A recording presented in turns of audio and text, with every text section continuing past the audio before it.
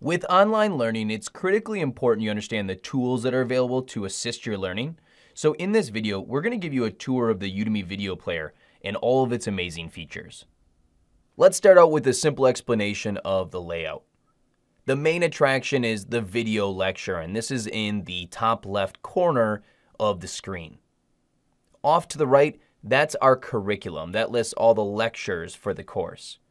And down below, this section I like to call the interactive section. There's a number of different tabs that have different features on them, and we'll go through all within this video.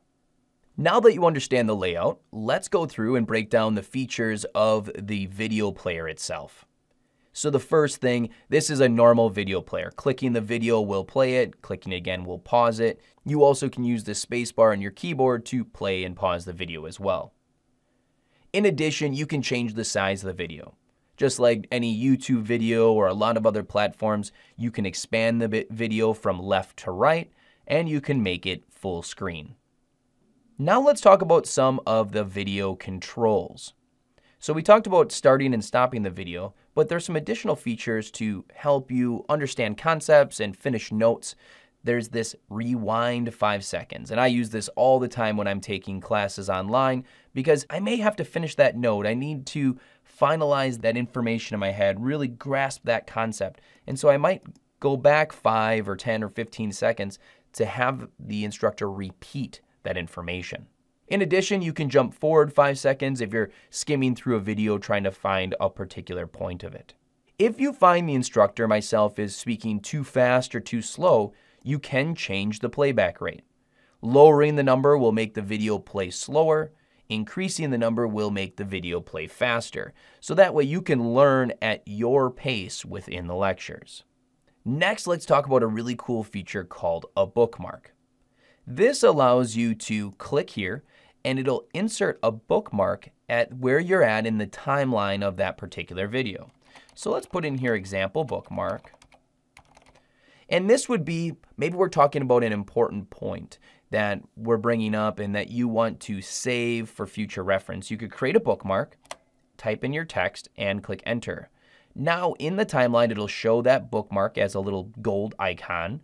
But as well, down in this interactive section, if you click on your bookmarks tab, it will show you all the bookmarks that you have made within the course. Now, this is super helpful when you are referencing back to this course to remember that concept or to refresh yourself on some points that were made, rather than going and manually looking through all of the different lectures in the course, which can take some time. If you've done bookmarks and you've created them throughout your learning, you could come out here and simply jump to that point in the video instantaneously. So let's say we're all the way up here. We can simply click this. It'll jump us right back to that point, and then we'll be able to play from there to accomplish whatever goal we're looking for. As well, many of our students aren't naturally English speakers, and so there's some additional things that can be very helpful. Right down here is closed captions. So you can come down here, you can turn this on. Each course has different languages available, and we're always adding languages to the closed captions to help you learn in your native language. So you can come out here and turn on the closed captions. It'll turn on the text right on the screen, and as we walk through, the text will change based on what we're saying. This can help if you maybe aren't available to actually listen to the audio and you'd rather read the text. You can do it that way. Or it can help to just assist you in understanding specifically what I'm saying. So it can help you to follow along. There's some additional caption settings in here in regards to size and where you want it displayed that you can look at your leisure. Above and beyond captions is actually a transcript. Clicking this button will open up the transcript on the right-hand side. And the transcript, this is ultimately the captions in more of a list view. And you'll see there's a really light blue highlight to show we're right here. When the video plays, it will actually, that blue highlight will naturally change to the line that we're on. So rather than using closed captions, you could also use the transcript to help you following along with your learning. The last bit of features that we're going to talk about on the Udemy Video Player is in the settings. It's a little gear icon here. Clicking it will open up the menu, and there's a bunch of different things you can change. Number one, you can change the quality of the video.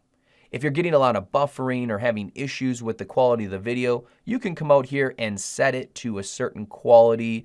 The 720 is going to be the best based on the settings here. The lower the number, the less quality there will be.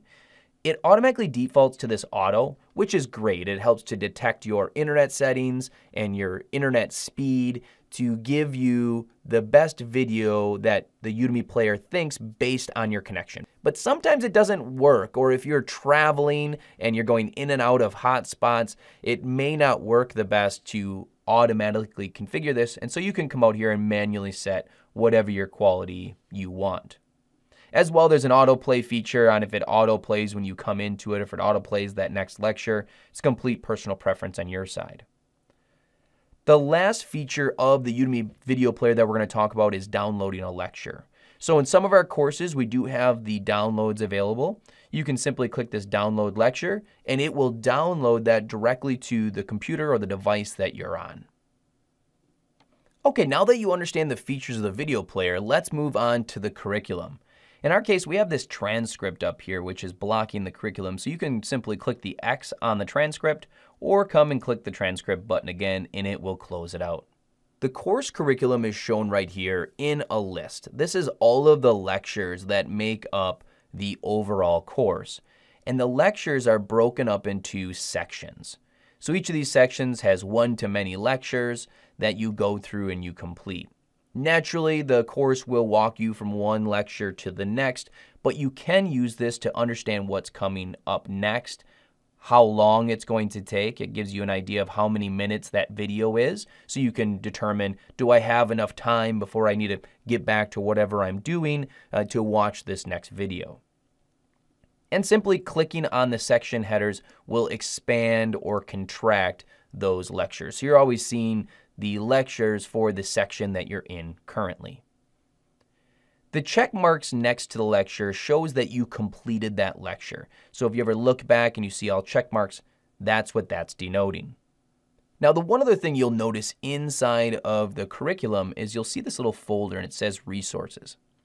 Anytime there's downloadable resources as part of that lecture, it'll show up like this in the curriculum.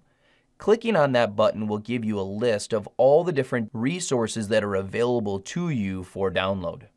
So you simply would click on it, it would open up and download that right to your computer.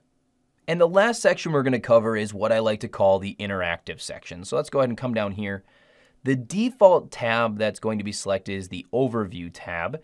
And this is going to have the course description and all the details that you've likely reviewed as part of your decision if you're going to enroll in the course. But if you didn't review it or you want to come back out and see what was kind of explained there, you can look at the Overview tab. The next tab, which is probably the most helpful on here, is the Q&A tab. This is where you can ask questions to me as well as look at other questions that students have asked that we've already answered. When you come in here, it's going to default to your current lecture, but you can change that to be all lectures and pull up all the various questions, and it'll show you the various answers as well. Like I mentioned, if you can't find the answers to your question here, you can come up and ask a new question and fill in the necessary details and post the question. You'll receive an email and notification when a response is made within 24 to 48 hours. The next tab we're going to look at is the Bookmarks tab. We've already talked about this. When you do a bookmark up in the video player, it will show that bookmark here. Clicking the bookmark will jump you to that part of the video, so you're able to go back and reference that material that you bookmarked. And then finally, we have the Announcements tab. This is where any announcements would go for the particular course. If I sent out some educational material or other materials, it would show up here in the announcements. And there you have it. A detailed review of the Udemy learning experience, everything from the video player to the curriculum and the interactive section. I hope the features and tips that we've provided you are very helpful. And until next time, this is Jeremy Aschenbrenner, the BA Guide. Happy learning.